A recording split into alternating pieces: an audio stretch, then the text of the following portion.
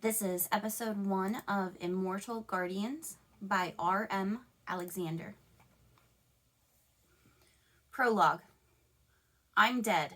Have been for centuries because I'm a vampire. There's a lot of folklore out there about vampires, all complicating and complicated by books and movies. Some of it is correct. We do drink blood, and bright sunlight is our enemy. But most of it is terribly, terribly wrong. In fact, most humans think they know about the supernatural world isn't only wrong, but are misconceptions that can cost them their lives. And that's where I come in. I'm a guardian. I know, you're thoroughly confused right now, and I bet you even think this is some kind of trick to lure you in and make you trust me so I can suck your blood. I assure you that is not my goal. I'm going to share the truth with you. There will be some that won't like that I am, but it's time. Chapter 1. Celeste, have you heard the order? I groaned, punched the button on my iPhone. My last assignment had been disastrously boring, and I had been looking forward to at least 24 hours to myself. A chance to feed, relax, and find center before I got back on the battlefield again. I should have known better, but it never stops me from dreaming. A fatal flaw, as it turns out. But I've never been good at learning from my mistakes. A character flaw I plan to remedy. Celeste, did you hear me? You know the order doesn't take kindly to waiting. My lips curled back to expose my fangs, but Drusilla was neither impressed nor deterred. Shaking my head, I rose from the chase. Yeah, I heard. Don't let your blood curdle. With a toss of her long golden hair, she rolled her eyes and started for the door. You can't expect them to dismiss your attitude forever. You may be one of the top guardians, but you are far from the only one. I don't expect anything, I muttered. I didn't have to wonder if she heard me. That was something else humans got right. We do have excellent hearing. But Drusilla wouldn't respond, and that was fine with me. Drusilla and I weren't friends, and never would be. Competition was fierce among the Guardians for 2 reasons. First, and simply, we come by it naturally, especially among our own kind. Some consider it a weakness or a flaw. Most of us consider it a necessity. The truth is probably somewhere in the middle. And secondly, the Order encourages this natural trait. Our charges are assigned to us based on rank, and that rank among us is absolutely fluid. We mess up, we lose rank. We get assigned to some lowlife to guard. No one wants to guard a lowlife. These 2 factors make friendships among vampires rare and trust rarer. It's not a problem. You don't miss what you've never had. I opened the large, ornately carved door, heavy by human standards, and stepped into the hall. This part of the Order's campus was more contemporary in design, with clean lines and minimalist furniture. Large artistic chandeliers hung from the ceiling, and conceptual paintings of paint splattered in complementing colors hung from the wall. There were a dozen doors lining the hall in this wing, identical to the other 4 branches that each stemmed from the central atrium. Our campus was small when compared to the many campuses located throughout the world. While each campus could be operated individually, the Order as a whole was intricately connected, as are the rankings among each division. It provides a complex structure to an essential organization, but also made competition that more fierce. Like I said, it's a vampire thing. I hurried down the hall, mindful of how alone I was. Most Guardians were most likely in the Sanctum, awaiting their assignments. The Order didn't like tardiness, but I often was. But as one of the oldest Guardians, and one of the fiercest, they often allowed me some liberties. I'd like to say I didn't take advantage, but I did. On occasion. Drusilla wasn't wrong about that much. The double doors at the end of the hall opened to the Sanctum's outer chamber. A circular atrium with a stone floor, walls painted tan, and an enormous fireplace that was intricately carved and purposefully positioned between a pair of double doors that would soon open. I took stock of the chamber, where I was no longer alone.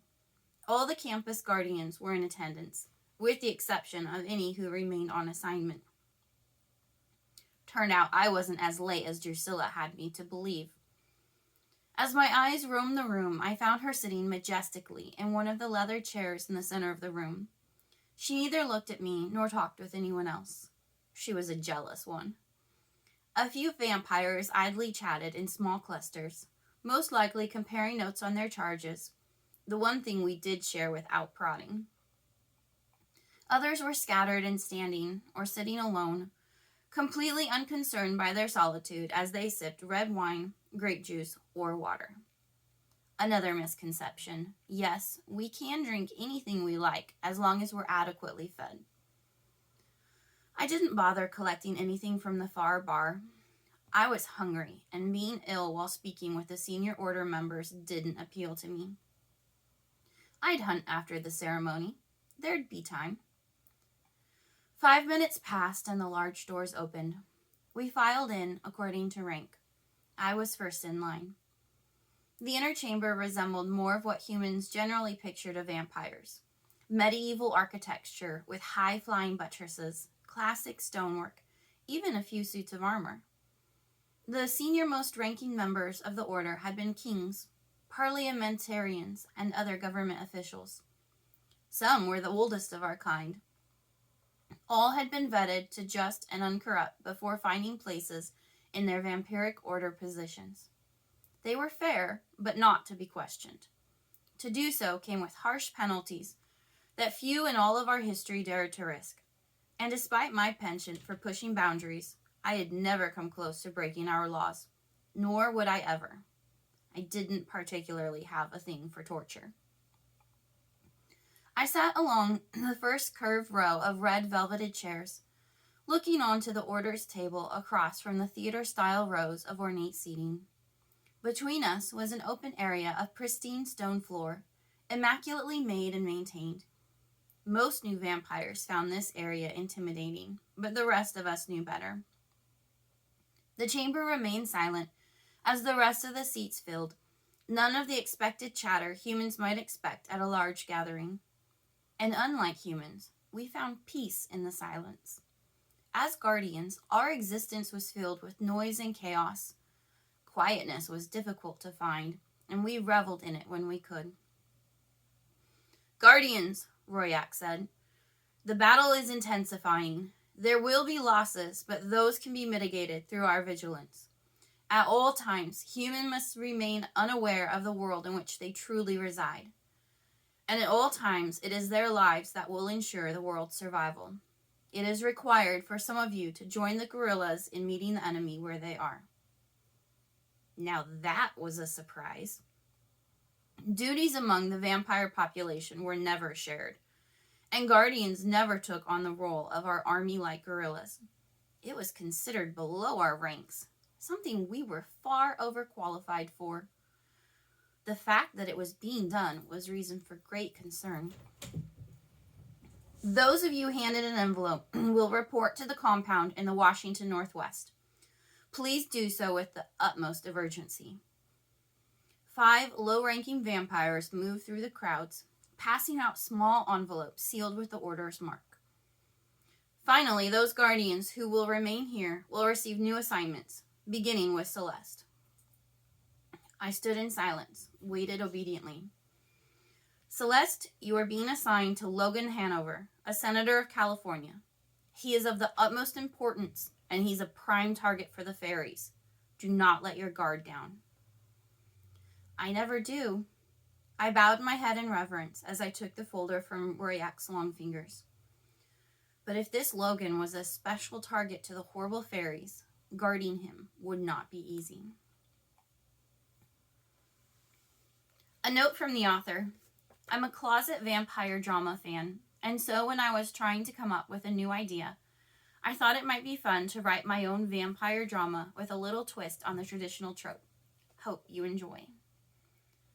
So this was episode 1 of Immortal Guardians by R.M. Alexander. It is available on Amazon Kindle Vella. So be sure to like, subscribe, follow, whatever it is to be notified of my next reading. I, Tirza M.M. Hawkins, and the author, R.M. Alexander, thank you for listening. We hope you enjoyed the story. And links to read episode 2, as well as the author's website, are in the show's description. So I hope you'll check it out and join me next time. Be blessed.